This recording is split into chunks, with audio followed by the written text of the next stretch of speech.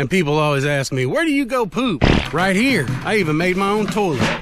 My life is easy. I bought this cheap land in the sticks. Then I built a gate to keep the cops out. I bought this shed for $8,000, and then I turned it into a house. This house has running hot water like any normal house would. I put my pumps underground here so they don't freeze in the wintertime. I can even shoot at my deer feeder out here in the woods from the back window on my house. That makes it really convenient during deer season. I don't have any bills now. This is my instant hot water heater. It runs off these small tanks of propane. I also installed this nice 48-inch shower. Look up here, that's my chimney. That's how I heat my house. I cut my firewood up from trees off my own property. I even burn my own trash. Everything here is paid for. There's no electric lines that run out here, so I built my own solar setup. This is how I power my house. And this is how I power the neighbor's house. He lives off grid in another cabin on my property. I installed his batteries and inverter in this shed. He's running two 100 amp hour Powerwall batteries and one 6500 watt inverter. My system, on the other hand, is a bit larger.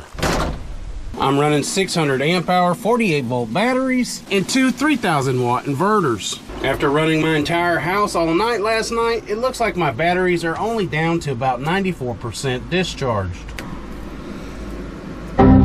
That's actually really good. So how did I do all this? How did I build all of this? I'm about to explain in detail how to get all this done. The first thing you have to do is buy a piece of land. Land is not very cheap anymore, but there's still some good deals out there, and I'm gonna show you how to find them. First thing you need to know is you're gonna have to buy property that doesn't have restrictions on it. Not only that, you're gonna have to buy property in an area where they don't restrict tiny homes. Local codes and city ordinances are pretty much gonna be out of the question. Well, the best way to start is you have to find a website that's selling off-grid property or property without restrictions. In some states, you're not going to be able to find any of those things. I chose far into the country in Oklahoma, the foothills of the mountains. It seems like the farther out you are, the less they're going to care. Some people think they're too old to do this. I bought my property when I was 38. I put $3,400 down from my income tax, and then I made $500 a month payments for 10 years. Now, 10 years seems like a long time, but I ended up working hard and paying it off a lot sooner. My suggestion for you is to buy 5 to 10 acres of off-grid property. And where you're going to find that property is websites like landmoto.com, and in my area, Southeastern Oklahoma Land Company. Remember, one of the biggest things you're watching out for is land without restrictions. And also, don't overlook the covenants.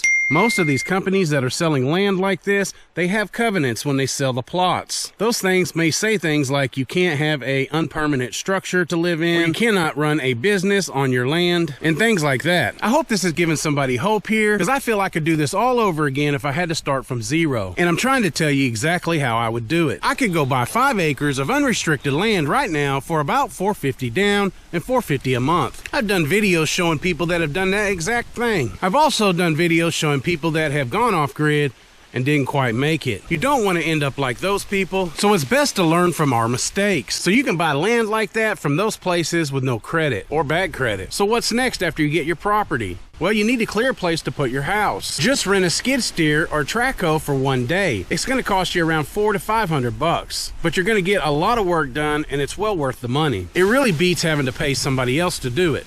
That's when it gets costly. If you don't know how to operate it or don't think you can, then just pay somebody else to do it. It may cost you a couple of $1,000 to get a nice little area cleared. I was blessed and able to buy my own track hoe earlier this year, but when I bought my property, I had to start clearing the land by hand. I used lawnmowers, weed eaters, and just good old-fashioned hard work. Then later, I decided to rent a skid steer. I used the skid steer to clear almost 2 acres. Here is some actual footage of us clearing the land about 10 years ago.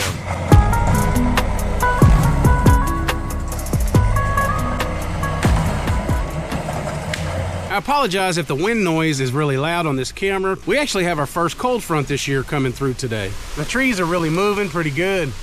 So my shed to house here, I bought from a place called Lone Star Sheds. They're located in Texas. They delivered it out here to Oklahoma because it wasn't too far across the border. So you can't always expect perfection, but remember, you gotta start somewhere or you're never gonna get anywhere. You could buy your property and stay in a camper or even stay in a tent until you got your house built. Remember, as long as there's no restrictions and your covenants allow something like that. So living off grid can kind of be like camping 24/7. It's actually kind of fun. And installing my own solar, that wasn't as hard as you think.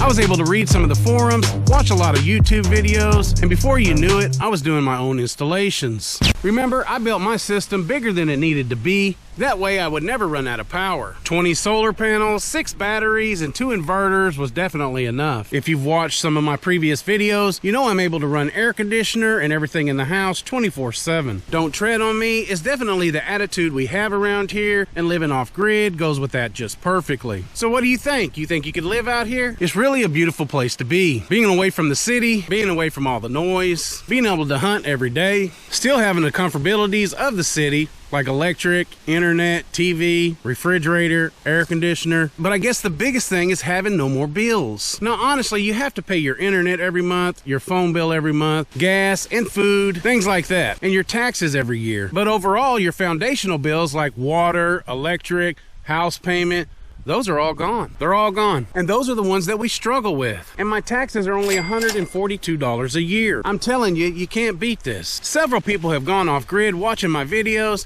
and I'm not the only one with property like this. Many people have tried it and been successful. Unfortunately, many people have tried it and they failed. So again, learn from my mistakes. Do your homework, investigate, pick the right property, listen to the tips and tricks. Now, I know this type of lifestyle is not for everybody, but some people are so sick of the rat race. Some people are so sick of paying bills month after month after month. Some people are so tired of paying $2,000 a month for rent. Some people are just tired of being tired. Now, eventually I'm going to build a black water septic system, and I'm going to install normal toilets in the bathroom. That is one of the only things out here that a permit is required by the state. I'm gonna jump in the truck here for a minute. It is kind of chilly out here, and man, it is windy. All right, so let's go over this again. Buy the land. I told you where to look. Number 2, make a clearing. Number 3, purchase your tiny house. Remember, those tiny houses, those shed houses, you can rent to own them things. So if you have to put everything on payments like the land and the tiny house, then do what you got to do. Number 4, you're going to want water and you're going to want electricity. I suggest that you start off by making your own.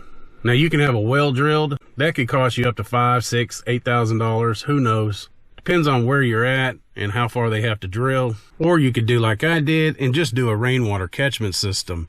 You could put your water pump, your filtration system, just like I did, and run it straight into the house. Now, I don't drink this water, but if I ever needed to drink this water in an emergency, I have water distillers here that plug into my solar.